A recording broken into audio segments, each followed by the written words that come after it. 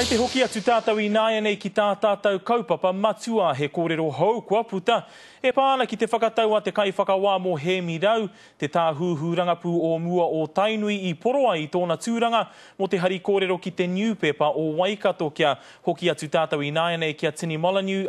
Tini aera nei kua puta te whakatau.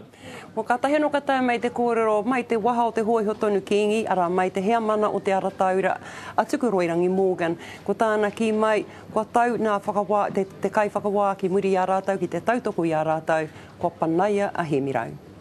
Tini, kei te mōhio koe hea ngā whakaro o ngā rōpū e rua?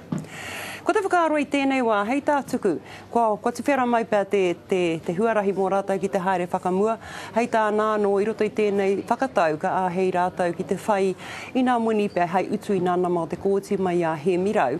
Engari ko te takenui, kua wātea te huarahi mō rātau ki te tuku atu I tētahi tangata no atu ki te whakaki I te tūranga o he mirau. E tai ai e rātau te haere whakamua, a hakua he taumahatoni te huarahi. Hei whera mā rātau, ana kai muanu hoki o rātau aroaro.